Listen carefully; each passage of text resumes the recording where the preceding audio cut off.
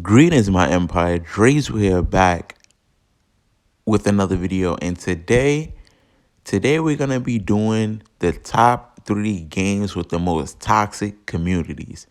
Now, when I say the most toxic communities, I'm not saying everybody who plays these games is toxic. I'm just saying a good portion of the player base of these 3 games are really toxic, and it shows. You know what I mean? Like, these games are notorious for being having toxic players.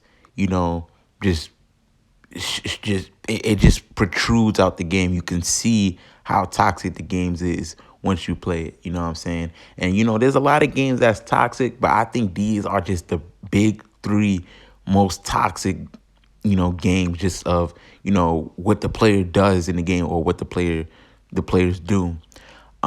Before we get into this, you already know, I want to ask y'all to hit the like button, subscribe, join the empire. You see the screen, man. And yeah, without further ado, let's get into the first toxic game. Now, first game we have is Smite, man. Smite. If you don't know what Smite is basically a MOBA, based off gods. You could play with gods they have in the game. Each god has a particular kit for them. There's different classes. You got hunter, mage, assassin, warrior, and guardian.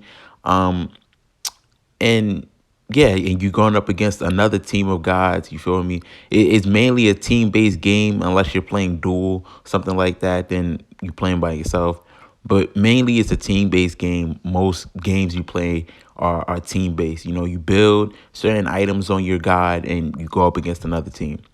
But now, what makes this game so toxic? You feel me? Not only is your opponent toxic to you in this game, but your actual teammates, it can be toxic as well. You have your teammates that complain. You have these teammates that complain about everything.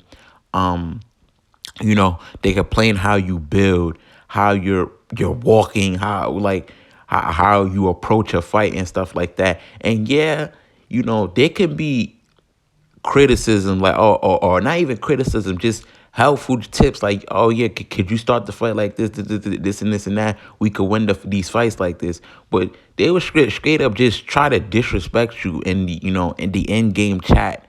They'll try to disrespect you, come at you, stuff like that. It's very, very toxic, you know what I mean? And it creates discord within, your team, you know what I'm saying? Because now you have 2 teammates or the whole team arguing because this one person wants to approach a problem in a toxic manner, you know what I'm saying? Um, this happens a lot. Uh, it used to not happen a lot, you know what I'm saying? Like, each, Pacific console, or whatever, Pacific either PC, Xbox, or PlayStation, they used to have their own communities, and they used to have the toxic people in their communities, so it wasn't too bad until Smite became crossplay. Now, instead of having crybabies on your own platform, now you have crybabies on every platform. And I feel like crossplay made the toxicity so much worse. You have teammates crying about everything. You accidentally pick up their blue, they stop playing. You know what I'm saying? You have those teammates that if anything go wrong, they just put their remote down and stop playing. You have these teammates who want to surrender as soon as 10 minutes go by because the game is not going exactly how they want it to go. It's just toxic all around. Then the enemy team, yeah, the enemy team can't, they could be really toxic as well, just spam laughing on your body for no reason. You're just playing the game regular. They're spam laughing on you. If they win the game, they're laughing in the end game screen. It just, I'm not gonna say I don't partake in some of those toxic, tendencies of, laughing in the end game screen, but I'm not obnoxious with it. Like, I don't laugh during the game, stuff like that, just laughing the person's face, like, just trying to be toxic. When I kill somebody, I laugh. I only do that sort of toxic stuff when they do it to me. So what more can I say? Smite, your own team could be toxic. in game chat, they're being toxic all the time, telling you how to build, what you're building, or I'm gonna stop playing, or report. And sometimes you're just playing the game, you know what I'm saying? But people have to just, it's just a game. Calm down, you know what I mean? Like, they quit too easily. You have these people who quit too easily, and it just makes the game so toxic. Especially that this is a team-based game. Like I said, Smite is a team-based game, so you really need your team, to be fully functional for you to, win games and stuff like that. And people who make discord within the team, saying doing toxic things and stuff like that in chat, really just mess up the whole experience. So number 3, we have Smite. We're not going to even get into Duel. Duel is the most toxic thing ever, but we're not going to even get into that, man. I just gave you the general toxicity of Smite. Next game we have is Dead by Daylight. Now, if you don't know what Dead by Daylight is, it's a killer survivor based game where you could either be the killer, chasing down the survivors, putting them on hooks and sacrificing them to the entity, which is basically the god of the game, or you could be the survivor trying to survive the killer, doing generators to open the door and escape. Now, the reason this game can get really toxic on both the killer and survivor end, you have survivors who like to, as a killer, you have survivors who like to taunt you, drop pallets down on your head, teabag you, flash flashlights, click flashlights, doing toxic things in the game just to get you annoyed for no apparent reason. You know what I'm saying? And you have killers also, killers also do toxic things as well. You have killers who just stand by your hook, you know what I'm saying? You have killers who basically have tunnel vision, where they basically only chase you and only you for the entire game. Or you have killers who you know what I'm saying, just linger by you when you're on the hook. They basically linger by you so they could just drop you again, stuff like that. You have killers that could do toxic things, and you have survivors that can do toxic things, And the most toxic thing about DBD is the end game chat. The end game chat is one of the most toxic things in DBD. On PC, I've seen end game chats where people are just highly toxic. Just so toxic. Like, you have people who complain about stuff that don't even need to be complained about. Just calling the killer bad, or the killer calling the survivors bad for no reason, just for playing a regular game.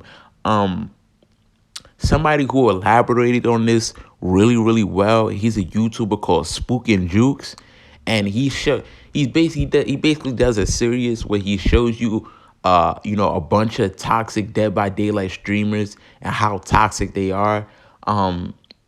And to be honest, I didn't know Dead by Daylight was that toxic until I seen those videos. Dead by Daylight's players, can really be toxic. They have a really toxic, community. You know what I'm saying? They have a portion of the community is toxic. Like I said, killers can be toxic. Survivors can be toxic, teabagging, clicking flashlights. Just a whole bunch of toxicity for no reason. Like, that's the thing I hate the most, is toxicity for no reason. Like, what are you being toxic for? You just, bro. Anyway, that's Dead by Daylight, man. I was gonna get to it. That's Dead by Daylight. I put that for number 2 as the second, and the list of one of the games with the most toxic community. You feel me? Last but certainly not least, we have Elder Scrolls Online, ESO, man.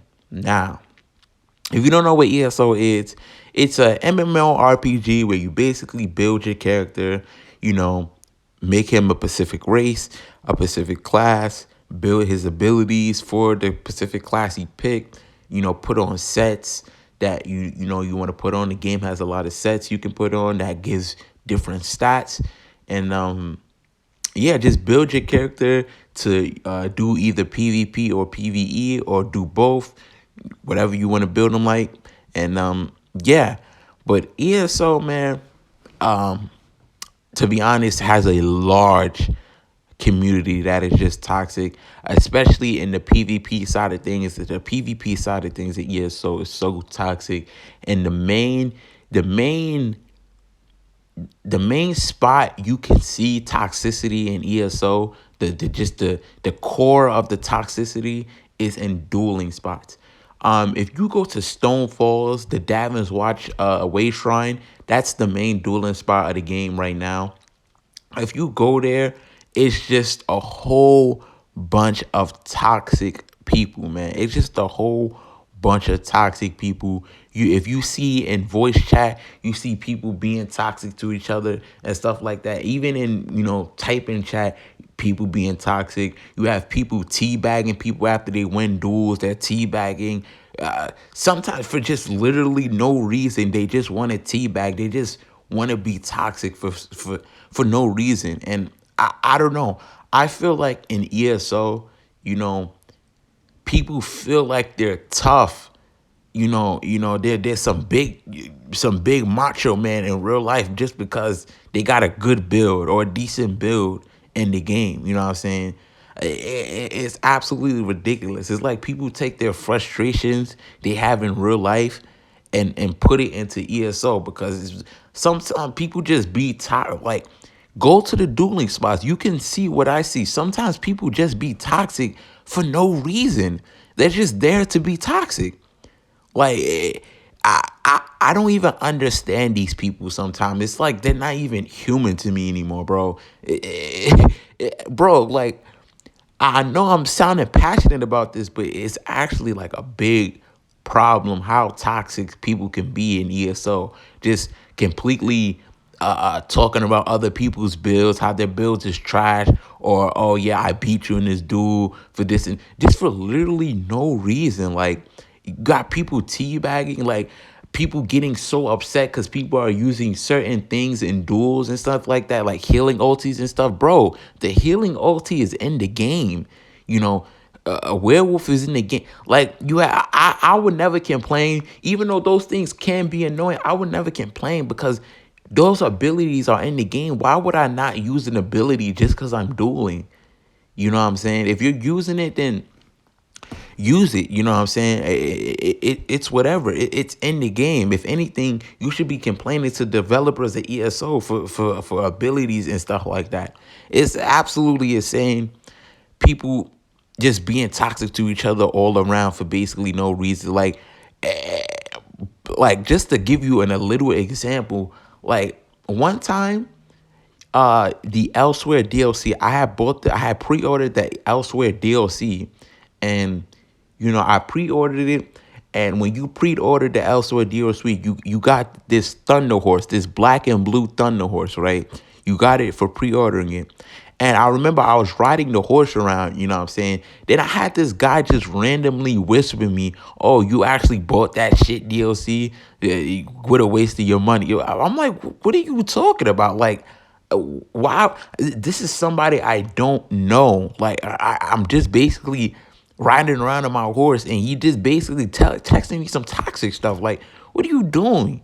Like, did you just get on this game just to be a toxic person? Like, I'm sorry, I'm passionate about this, man. ESO could just get really, really toxic, and I really don't enjoy that side of ESO, especially the dueling side of it. I really don't enjoy that community because it's too toxic. It's so toxic. People teabag it for no reason. People whispering you toxic stuff. People arguing in the chat. I really don't enjoy that side of the PV. That's one of the things I don't enjoy about ESO. It's just that toxic side of things. It could get really, really toxic. But yeah, that's basically it, man. I know I went on a little bit of a spiel about ESO, but that's a game that I'm really, because I like the game. I enjoy ESO. ESO is the game I have the most time played on, and I'm really, genuine about what I say about this toxic stuff, man, about NESL. But I hope y'all enjoyed the video, man. If y'all did, make sure y'all hit the like button, subscribe, join the empire. And yeah, that's pretty much it. Dreams of Empire out. I'm gonna see y'all.